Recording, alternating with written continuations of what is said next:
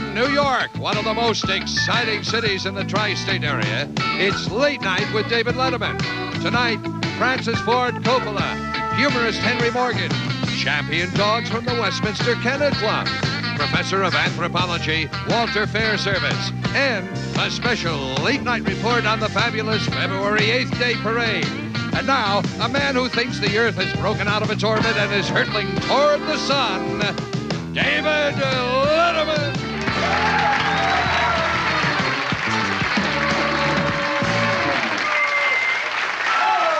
Thank you.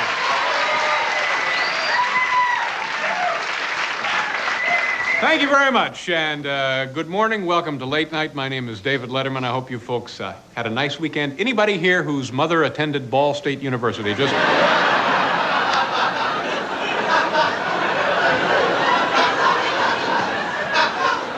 I know that's meaningless to you folks at home, but we enjoyed it, didn't we, ladies and gentlemen?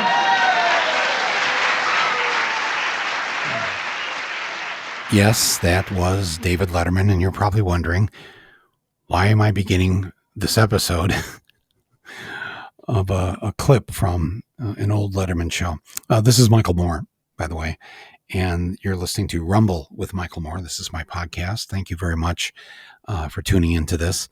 This is a special episode I've been wanting to do for some time because I get asked a lot, like, who are your influences? And whether it's in filmmaking or politics or whatever. And you know, I have the answers that are correct for me. You know, if it's filmmaking, it's Stanley Kubrick. For documentaries, it's Peter Davis, Barbara Koppel, you know, others. I'm sorry if you're listening and I've left you out of this, but you get the gist of this. And politically, you know, whether it was all the people I grew up with, Ramparts magazine, the old Village Voice and the old Rolling Stone back when they were great publications, Noam Chomsky, lots of influences in terms of, you know, the Berrigan brothers played a significant role in my life, and the two Catholic priests that were anti-war protesters. A lot of the people that led the anti-Vietnam War protests were, you know, probably instrumental when it came to as I was growing up as a teenager. But when it comes to my work that many of you know, my films, my documentaries, I would say one of my greatest influences was David Letterman. And some of you may find that strange or whatever, but in this episode, I'm going to show you why he was a mentor of mine, even though he didn't know he was a mentor. But I was such an early fan of his. He had a morning show on NBC. He was a stand-up comedian for many years, but they gave him a morning show like at, 10:30 in the morning. And it was not on very long. I'm going to say maybe a couple of months in 1981. And they had to shut the show down, I guess, for whatever it wasn't. He's not a morning show kind of guy. But his satire was so sharp in his wit and his total dislike of authority and, all the poobahs that run our society. He had no respect for it. And I mean that in as the highest praise. And so in 1982, NBC came back and said, we decided that we're going to give David Letterman another show. And this is going to be a late night show that's going to be on at 12:30 at night after Johnny Carson, who was on at 11:30, if you're on the East Coast or the West Coast. If you're in Chicago, first of all, I don't know why you're in Chicago, but, it was an hour earlier. Just kidding. Chicago's our neighbor if you're from Michigan. Anyway, so when they announced that he was going to come on every night at 12:30. And I just thought, oh, and you have to understand, if you didn't watch the old Letterman late night on NBC, yes, it was a late night talk show, but he had decided that he was going to do the anti-talk show, not the typical Johnny Carson kind of show, but rather something that sort of took the piss out of this, sort of, look, I don't want to say that people came before him. They were very entertaining and funny and all that, but there was kind of it's an idea that came out of the 50s. And by the time of 1982, a lot of people weren't really into that kind of show, as he wasn't. So now he's going to come on. He's going to start. The first show is going to be in the first week of February, 1982. I'm in Flint, Michigan. And I decide that I have to be there. I have to be in the first audience or two or whatever, but I have to get myself to New York. I had no tickets to the show or anything. I just decided I needed to sit in that audience because I so admired his form of humor, especially as it went after the elites in our society. And so I made my way to New York City. No guarantee that I'd ever get in. I found out that the tickets were all gone. First of all, that's the first thing I find out. But at 6 a.m. every morning, Rockefeller Center, there was a line, and you could get in the standby line at 6 a.m. And I can't remember, somewhere between then and 10 a.m., they would know how many seats they would have empty. And so I went there for a few days, and I could not get, I was too far back in the standby line, whatever. But by the time of his fifth show, the fifth show of Letterman, fifth show ever. I mean, this is his first week and late night. I get there super early and I get a ticket. I get to go in that afternoon when they tape it around. It was about probably 5:30 in the afternoon. I was so excited for the whole rest of the day. I couldn't believe it that I was going to actually be sitting in the same room with David Letterman. And as you heard, that, what I just played here at the beginning, that was the opening of that night's show, where I'm sitting there in the audience and they announce that Dave's guest tonight is the great Francis Ford Coppola. Godfather 2, The Conversation, and Apocalypse Now, those three films are in my top 20 films of all time. I could not believe I'm here with one of the great directors, one of my favorites, and he's the guest on the show. Wow. And now this is, you got to understand, this is 5 years before I start to make Roger and Me, my first film. And what happened that night, what happened there with Letterman and what happened with Francis Ford Coppola altered my life and became the first blip on my internal radar that this was something I had to do, to make a movie and to do it in the style that was not the typical traditional documentary. And when we come back, I'm going to play you this epiphany, part of the conversation between Letterman and Francis Ford Coppola. And the time came here in February when it was the 40th anniversary of the beginning of Dave's late night show that first week. And that means it was 40 years ago here, a couple months ago in February, where I got to sit in the audience of one of his first 5 shows. And then a couple weeks ago, Dave celebrated his 75th birthday. So I thought, we let this go. We were going to do this back in February, but man, so much has been going on with the war and COVID, Trump still around, etc. All the stuff we're having to deal with. And I just kept putting this off and putting it off. And then finally, I wanted to do this just because I want to talk to you, the people who listen to this podcast, and just let you know a little bit about myself and how I got here. So if you don't mind participating in this, I think you'll enjoy it. But first, I want to thank our underwriters here tonight. And first up, I want to thank Stamps.com. A huge thank you to Stamps.com for supporting this podcast and supporting my voice. So folks, as I just said, we're all living in difficult times between COVID, rising inflation, the Ukrainian war. We're all looking for ways to just kind of maintain, right? Get through it, save money because we're getting hammered. Well, Stamps.com is a great place to start. Stamps.com gives you access to not only great rates, but exclusive discounts on shipping, because it's not just the United States Postal Service that they work with, but also UPS. Now, I'm talking about a 30% off the Postal Service rates and up to 86% off if you use UPS through Stamps.com. So you will not find these discounts anywhere else. And the best part about Stamps.com is that you can do it right from home. You don't need to go to the post office. All you need is a regular computer and a printer. And within minutes, you'll be up and running and printing official postage for any letter, any package, anywhere you want to send it. Myself and my crew here, we've been using Stamps.com during our film productions. We've been doing it for years. It's an easy way to be mobile, to travel, and to be able to send whenever we need, wherever we're at. And especially during COVID, it's actually been a good thing to not have to go stand in line at the post office. It's helped keep us safe, and we still get our packages going to wherever we need them to go. So, my friends, start mailing and shipping with Stamps.com and keep more money in your pocket by using them every day. Sign up with the promo code MORE, my last name, MOORE, for a special offer that includes a 4-week trial plus free postage and a free digital scale. And here's the best part. There's no long-term commitments you have to make. There's no contracts. You just go to Stamps.com, click the microphone at the top of the page, and enter the code MORE, MOORE. That's it. Thank you to Stamps.com for being an underwriter of my podcast, Rumble, and for supporting all of us in the work that we do.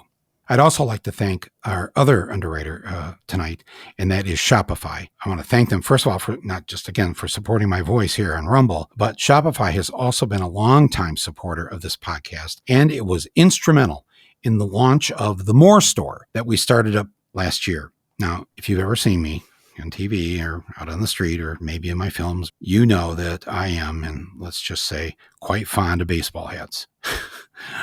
That's just me. I've been that way since, I was a teenager. For years, people would stop me on the street and ask about my hats and where could they get one. And for a number of years, I would frequently find myself giving them, person on the street, just giving the one I have on my head, take it off, sign it, and hand it over. But then, of course, COVID happened, and I found myself alone with a lot of time to think, surrounded by all these hats in my apartment, and the mugs and the T-shirts and all the other stuff here that we have for the show. And I thought, wow, I could take, if I just sold these, I could take a portion of these proceeds and support some of the causes that I'm passionate about, like getting civics classes back in our public schools and ending voter suppression.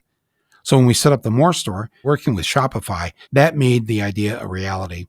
Shopify is an all-in-one commerce platform that you can use to start, run, grow your own business. Shopify gives you access to resources once reserved only for big businesses. But now you and anybody listening to this can set up your own thing, to sell your own thing through Shopify. Shopify is more than a store. It grows with you. So if you have an idea or an existing business, join with me and millions of others who use Shopify and go to shopify.com/Rumble. Make sure Rumble is all lowercase, Rumble. Go there for a free 14-day trial. Get full access to Shopify's entire suite of features. So my friends, grow your small business with Shopify today. Go to shopify.com/Rumble right now. Shopify.com/Rumble, all lowercase when you write Rumble.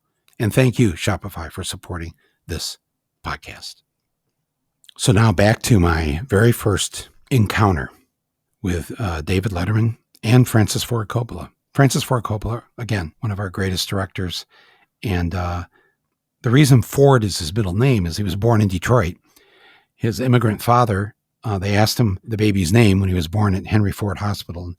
And he said, well, it's Francis Coppola. Well, what's the middle name? And he didn't understand what they meant by a middle name. And then he said, he just looked up and he saw the word Ford because it was Ford Hospital. He just said Ford.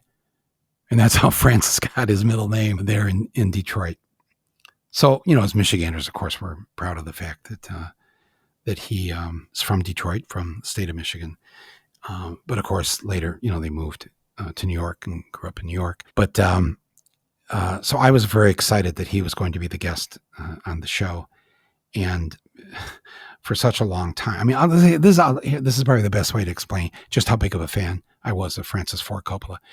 When it was announced that his film Apocalypse Now had been completed and that it was going to debut in only 3 theaters in North America. And in fact, the film that's going to be out in these 3 theaters, in these 3 cities for just a couple of weeks is going to be essentially the way he wanted to end the film. A couple weeks after that, it then is opened across the country with a different ending, probably an ending that was more suitable to the studio. But I wanted to see the Coppola ending. And so here I am in Flint. We're about 250, 270 miles from Toronto, and Toronto's one of the cities. Apocalypse Now is going to open in New York, LA, and Toronto. And I decided to drive to Toronto. Now, I know, before it sounds like I'm too crazy, I know who drives 270 miles to see a movie. To be honest, me, I would drive to Chicago. I drove often a very long ways to see a movie, sometimes in its first week, because I wanted to see it when it was fresh, before everybody was yakking about it. I loved film so much. I loved the purpose of it. I loved the feeling. Again, I had no film school, but I would watch a film over and over and over again, study it.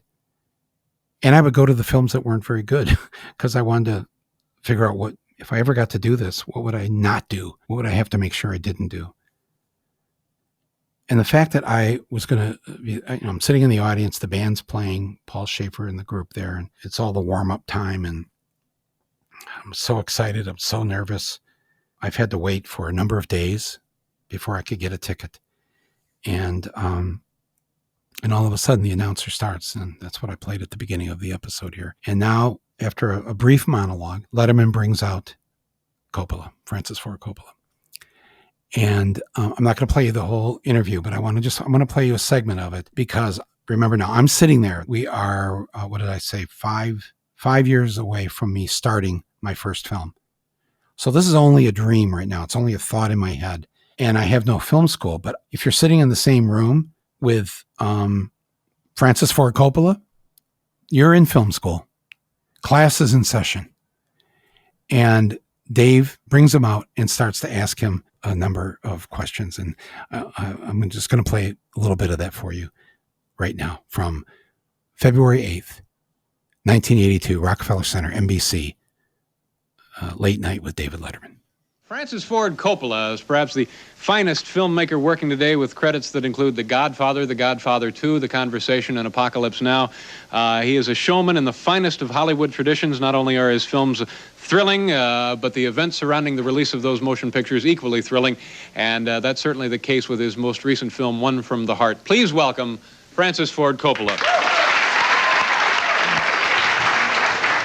Very nice of you to be on the television show here with us this evening. We mentioned in your introduction there that very often the release around your films, or the release of your films, is as exciting as the films themselves. Why is that, do you suppose? Well, it's exciting for me, too. I don't think we really do it intentionally. I think it comes from the fact that, well, for example, I'm starting a film now in 3 weeks. And we don't really have the money for it all together. Mm-hmm. But we're in a position where we have all the people and we're working on it, and we want to continue working on it. So each week you say, well, let's go another week, and you're sort of financing it yourself, hoping that next week someone will come in with the money. And what happens is then you get so far deeply into the production that you sort of have to go all the way. And then suddenly someone says, well, you owe $14 million. Now, you raise an interesting point there that people who fancy themselves artists probably could understand, but people who fancy themselves businessmen are probably going, Francis, that's how you get into trouble.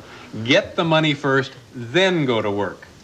Well, I mean, it's my feeling when you want to get a movie going, it's so easy for someone to come in and say, well, we don't like that idea, or we don't think that's like anything that's done well. So really, if you want to start, my feeling is just start and follow your heart. And really, Godfather 2, I remember we had spent $1 million building the sets before Paramount ever told us we could make it. Now, see, now what would have happened if Paramount said, oh, we've decided against it? I mean... Well, that's sort of what has happened to me at certain times, and this notion of me being a risk taker isn't really so true. It's not that I'm a risk taker, it's just that once we're making the film, we don't want to stop, and we sort of, maybe in a naive way, think that, oh, it'll all work out. The risk part is the least important. We're not thinking about that. We're thinking about the film. We have been led to believe, maybe we shouldn't be believing this, but it looks like if this one doesn't work, there goes your house, there goes the speedboat, there goes the vacation, there goes the studio. No, the speedboat went on Apocalypse Now. Oh. Well, that interview, it blew my mind, because here he's saying that if he wanted to make a movie, something was so important to him, he wasn't going to wait around for a studio to give the green light. He wasn't going to wait around for some rich millionaires to give him the money to do it. He was just going to do it. He was just going to start it. So he would start his films without having the money, which sounds crazy. It is crazy because it's a lot of first-time filmmakers have gone into some serious debt. And by this time, when he made Apocalypse Now, and certainly when he made the first two Godfather films, he'd already made a few films before that. And he'd helped produce films with George Lucas. So he wasn't completely new to this. He knew the routine. And yet he's saying, if you've got this in your heart, in your head, this movie, the story you want to tell, you just go do it. To hell with the money. And of course, this isn't the way we're trained, right? And we would be, all of us, too afraid to even think of doing that and going to that kind of debt, going bankrupt before you're even a filmmaker. But his fearlessness, his fierceness, his not being afraid, and we all know this feeling, right? Especially when we don't know if we're ever going to be able to do this. Could I do it? And I was just sitting there mesmerized. Yes, of course this is the way to do it. Just do it. It's before that was even a slogan at Nike. It was just, that's what he was saying. Do it. And that stuck with me. And by the time I started Roger Me 5 years later, I had lost my job, which I'll explain here in a few more minutes on another clip. But I'd lost my job and I was broke. I was on Michigan unemployment, $98 a week. That's what I was living on. And how could I ever have the idea of, let's just start a movie now. Yet, what he said, what you just heard him say, and the way he said it, and just the insanity of it. Sometimes you need to embrace your insanity. I learned that night, and I thought about it for a number of years. And when I found myself in that position where I did not have the money, I was able to start the film. And as I've told you on a previous episode, I had a person that I'd met. It was a filmmaker in New York City, and he offered to come out and shoot the first 60 rolls of Roger and Me. No charge. Did it for free. But it was the inspiration of that night in February of '82, sitting there listening to Coppola and Letterman. And if you're listening to this now and you've been thinking about whether it's a movie or whatever you want to do in your life, you want to write that novel, you want to, paint a mural on the side of some building in your town, whatever that is that your heart is telling you to do. I don't want to be responsible for telling you to go do something crazy and then you are in bankruptcy court, but I will say that there are enough examples of people who have just gone ahead and done it because it had to be done. And I know that thinking applies to some of you. And I want you to think about it. And play this back again. Share it with some friends. Play what Coppola said. See what they think. Well, anyways, 1987 came around and I decided to just go for it and start this film with little or no money in my pocket. And of course, by this time now, I've been watching Letterman for these past 5 years. And again, if you were fans of that early show, that late night show on NBC, Dave went out on the street. He went across the country. He would do all these things that were just so crazy and outrageous and scary. Oh my God, he's going to get arrested. But he didn't care. He too was fearless. He went after the big shots, the politicians, the celebrities who were just full of themselves. Episode after episode, night after night, Letterman did this, and he did it with such wit and grace and satire. It was inspirational. And for years, I watched the show every night. And it helped me sort of refine how to reach people through humor. Because I think if you're going to do something, especially something political, if you just beat people over the head with the politics, they're not going to watch the movie and they're not going to tell other people to watch it. But if you put your politics inside a vehicle that's essentially a vehicle of humor and satire, it goes a long way to reaching a lot more people with the things that you want to say politically. I learned that. I learned that through Letterman, and I learned that I learned that watching Monty Python. I learned it through a lot of people, George Carlin and Richard Pryor, Marx Brothers, Lenny Bruce. So all of those were, of course, influences. But Letterman, in that moment, was vital to me. He gave breath to what was inside me of something I wanted to do. And I want to play you one clip that shows one of the great examples. And when you listen to this is an audio show, so we're not showing the picture, but you can figure out what's going on pretty much. So I want you to listen to this because I don't want to give too much of it away. Just know that as you listen to this, I won't have to explain to you anymore that, oh my God, Michael was taking notes from David Letterman. And I'm sure a lot of people are wondering, how does Bowling for Columbine and Fair Night, how do you trace that back to David Letterman? Well, I'm going to give you one example right now. NBC used to be owned by RCA, and General Electric bought RCA, which means they also bought NBC, which means they bought David Letterman. So one night, right after the sale was announced and that GE was about to become the new owner of his show, he decides to pay a visit to General Electric headquarters in New York City to, meet his new bosses. And this is David Letterman wanting to meet the CEO of one of America's largest corporations, one of our largest weapons manufacturers. And so he went there. It sounds like when you listen to this, they did send a letter. They were trying to get permission to meet the new boss at GE, but obviously they didn't respond to him, so he just thought he'd go over there anyways. This is something you never see on TV. If you see it, it's been planned. Writers have written it. They've warned the corporate headquarters that the star is coming out. You know this, right? On any of these shows, it's all fake. It's all scripted. Not Letterman. Not Letterman. He just went over there, and in his hands, you can't see it, but in his hands is a large fruit basket that he wants to give as a welcoming present to the CEO of General Electric, the new owners of his network, NBC. Give a listen to this, and I'll come back and tell you about it on the other side. Okay, here we go. Let's run this. You never know what you're in for when you get a brand new boss. So when General Electric bought this company, RCA and NBC, I thought I would drop by the General Electric building here in Midtown Manhattan, meet my new employers, and kind of, get things off on the right foot. Watch what happened, won't you? Sometime last summer, it was announced that General Electric was going to be buying out and taking over the RCA Corporation. And of course, RCA is the company that owns NBC. And as you know, NBC is the company that I work for and the company that brings you all your favorite television programs. Well, sometime in August, I guess, the takeover will be complete. And we're all now getting a little curious as to what kind of effect it's going to have on NBC as we know it today, the programming, and I guess specifically, how is it going to influence me?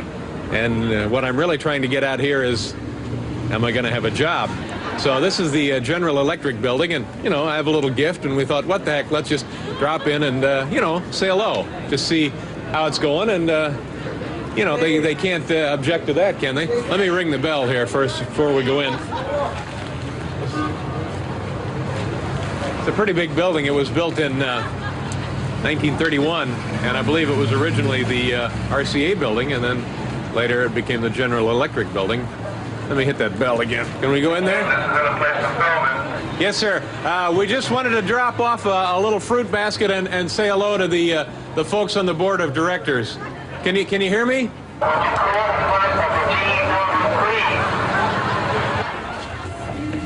Yes, ma'am. Hi, how are you? I'm not sure you're able to do this. Well, why not? Because we haven't gotten the authorization. Do you work for General Electric? Yes, I do. Are you on the board of directors? No, I'm not. Oh. What is your name? I'd rather not. Oh, no, come on. We just wanted to come over and say hello. We're going to be working together, and we want to get everything off on the right foot. We have this lovely basket of fruit. So do you mind if we come? Hi, what is your name? We received the letter. Uh-huh. Okay, but we didn't give authorization. Uh-huh. We just can't, you mean we need authorization to drop off a fruit basket? To drop off a fruit basket? Yes, you need authorization. Oh, this is going to be fun to work with these people, isn't it? To drop off a fruit basket, you need paperwork. Give me a minute, and I'll be right back. Okay. All right. Just a minute here. And then, what is your name? Ramos, Orlando Ramos. And, you know, we're working together now. That's nice. How do you like working for GE? It's good. Are they It's good. nice people? Good people, good people. Are they mean to you at all? Excuse me? Are they ever mean to you? No, good people. Christmas bonuses? Good people. Just let us come in and we'll drop off the basket of fruit. Okay. Authorization. These are the people that we're going to be working with. Just go on in. I'll just go on in and see what happens. Hi, how are you? I'm Dave Letterman. Nice to meet you. What is your name? I'm going to ask you to turn the cameras off, please. Okay, we just wanted to drop off this basket of fruit. Okay. Would you cut the cameras, please? It's a gesture of goodwill. Will you cut the cameras, please? You have to talk to the director right over there, Mr. Gurney. Just director, a gesture of goodwill. We're all working together now. We're all fellow employees. And, well, what do we know now of the takeover? How's it going to work out for us? I think you could say it's, you know, still too early to tell for sure, but... warned you once. Keep moving. But we're kind of optimistic, you know, and... Keep moving. Right. They did seem to enjoy that fruit basket, so we'll just have to wait and see.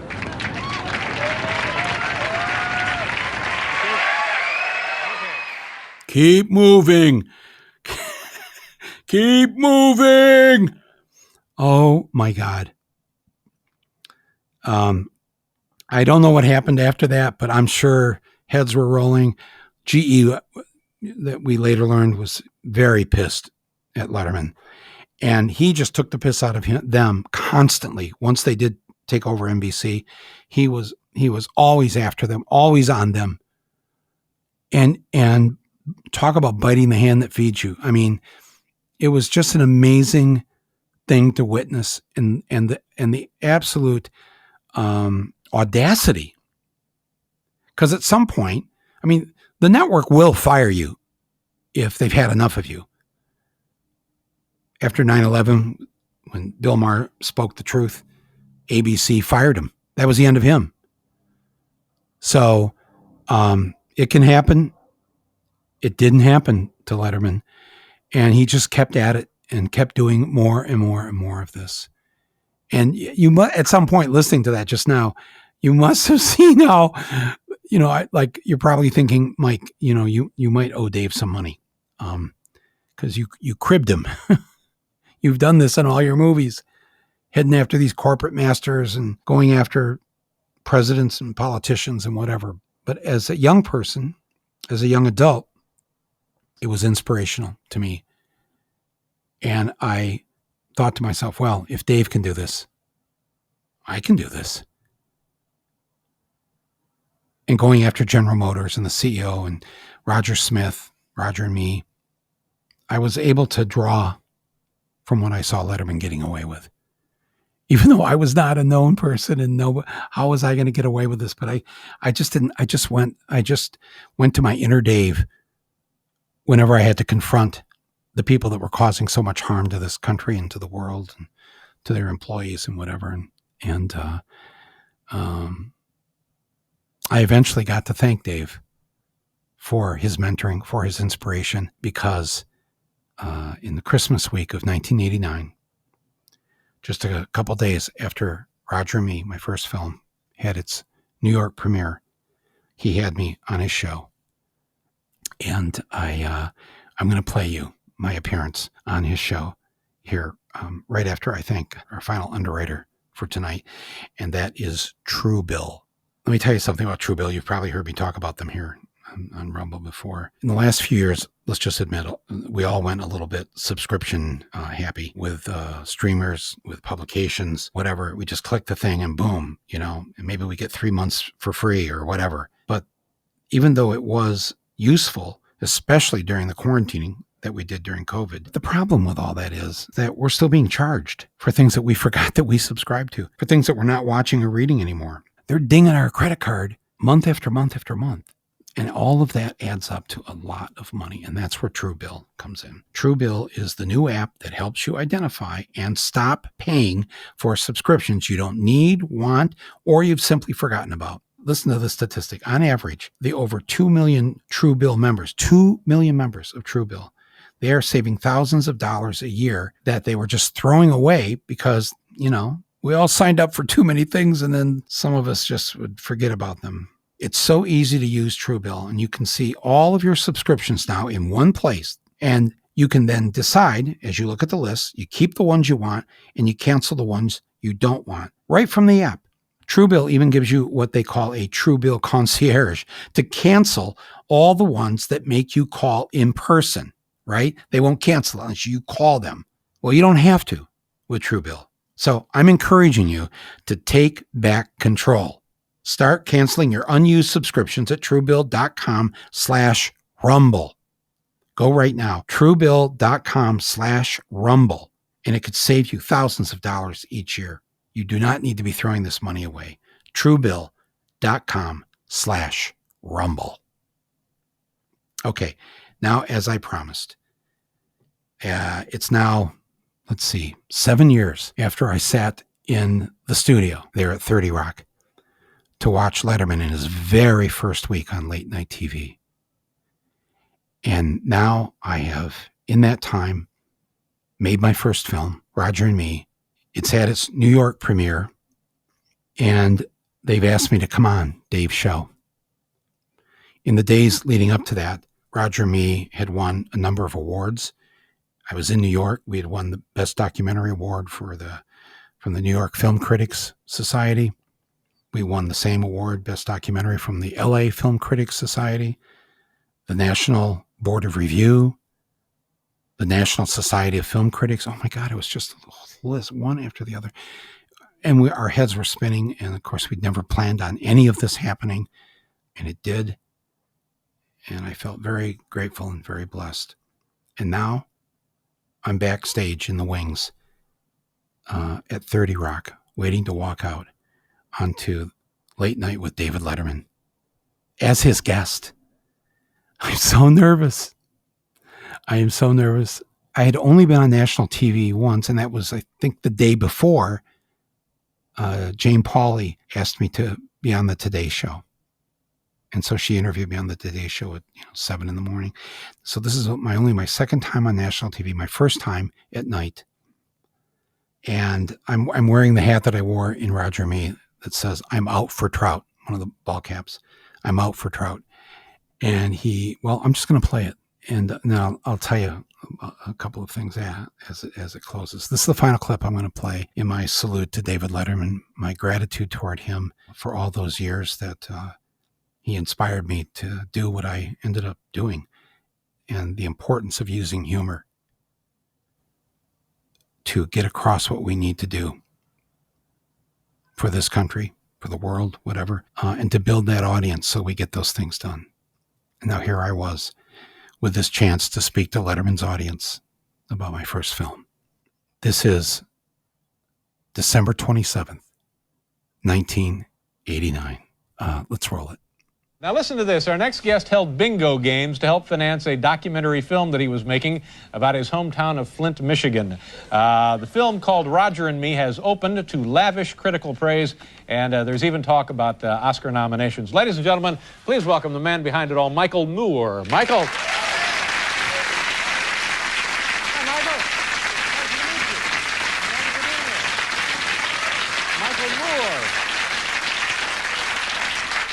Well, this is a very interesting and entertaining and informative piece of work you've done here. Well, thank you. Yeah. Had you done any filmmaking prior to this? No, I've never made a movie before. Uh-huh. I found myself unemployed and sitting around. What did you do before you lost your job? I was a magazine editor. Mm-hmm. And a publication we would know of, do you think? Yeah, but one I don't want to mention because they fired me. Oh, okay.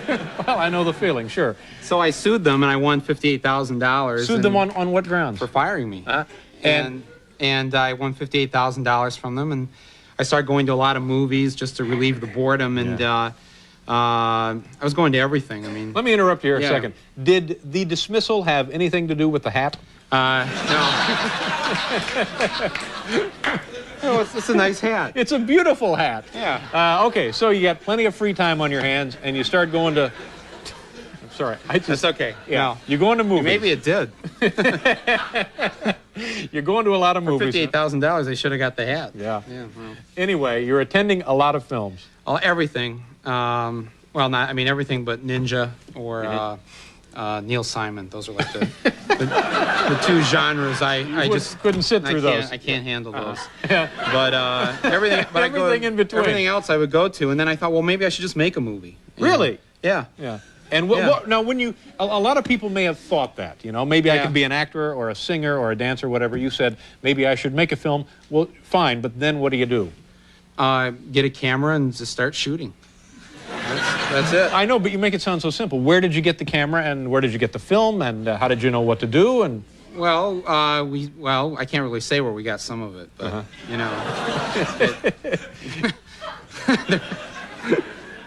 Anyway, it seemed to work out. Anyways, and 3 years later, Warner Brothers is distributing my movie all across the country. Now, see, this is just amazing to me. This is really another version of the American dream. Except this one's a reality. Yeah.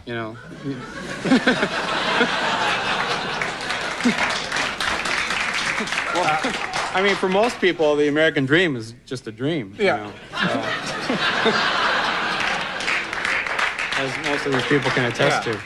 Now, the topic of the film is about your hometown, Flint, Michigan. Yeah, and Roger Smith, the chairman of General Motors, lays off 30,000 people, so I decided to dog them all across the country, trying to bring them to my hometown so he could see what he did to it. Right. Now, was this the first idea for a film? Yeah, that's my first idea. So you would document this, and it's you trying to get him to come back to Flint. Trying to find him, and get him to come to Flint and see what had happened to the town. Economically and spiritually, it devastated the community. Yeah, it's very devastated, and so, but I went everywhere, followed him all over the country. One of our people got arrested here at the Waldorf trying to get an interview with him, and we, so the film builds to this point where we finally reach him. Yeah. Oh, you do? You actually get Roger Smith on film? Kinda. Yeah. Kinda. Is it a documentary? Is it the cinema verite? Does that term apply here? No, it's just a movie. I don't know what any of those things mean because I didn't. It's your first movie, isn't it? I didn't get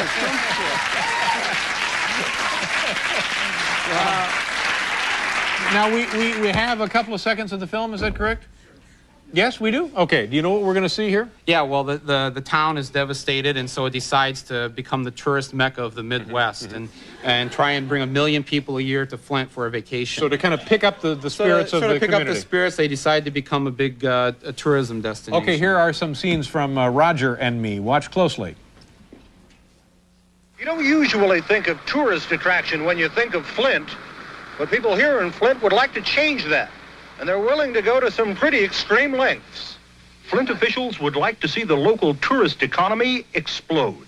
We've got some great facilities as far as places to stay, interesting places to see, museums, and it's a nice community to visit. This is our visitor's logbook. I see West Germany here, Australia. Jackie, what are some of the things that visitors ask us here? First off, where is the bathroom? That's the question I get asked most. Then, what is there to do in Flint, basically?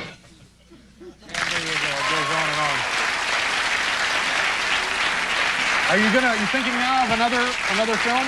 Yeah, I want to make more movies. I've got this. You know how the Virgin Mary's been appearing around the world lately? She's in a cornfield in Texas and elsewhere, and so I thought we'd go around and try and meet her now and call it the Virgin Tour '89. All right. Well, regardless of what happens with this project, I think you really are to be commended because it's really a very nice piece of work. Oh, well, and good luck to you. Nice Nice meeting you. Thank you for being here. And we'll be right back here with Michael Pan. Wow. I was shaking most of the time. You probably can't hear it. I think if you saw it, you would see that, I'm in my 30s and made my first film, and now here I was on Letterman. And I had a chance to thank him. They had warned me not to talk to him during the commercial break, and I guess he sort of had that reputation. He was kind of a, I don't know, whatever. All I can say is this. He was the nicest guy. He talked to me during the commercial break. We talked about the making of the film, how much he loved it. And that was just the first time he had me on the show. over the next, I don't know how many more years was he on, another 4 years or so. He was on NBC, and then he switched to CBS, and he was on CBS for, 20 years maybe. And he had me on both shows, both NBC and CBS late night, a number of times. I don't even know the number. Well, at least a half dozen, maybe closer to a dozen. Usually when I had a movie out or a book I'd written or my TV show, he'd have me on. In fact, after I wrote my first book, which was called Downsize This in 1996, the mail came one day and there was a handwritten envelope, and I opened it and it was from him. It was from Dave, a handwritten note thanking me for writing this book of essentially political satire called Downsize This, and how much he enjoyed it. I hadn't sent him the book or anything. I mean, it was just so random. And there was this lovely note from him. He was that kind of person. And to the people that he liked in the work, if he liked your work and whatever, he was solidly behind you and there for you. And he wanted to share it with the audience so that they would also read, watch, listen to your work. So a lot of the audience that I was able to build up was in large part because of the times that he would have me on. And I was grateful for it then. I'm grateful for it now. And so now he's in semi-retirement, and he's got this show that he does on Netflix called My Next Guest Needs No Introduction with David Letterman. And it's just a one-on-one interview that he does with really interesting and cool people.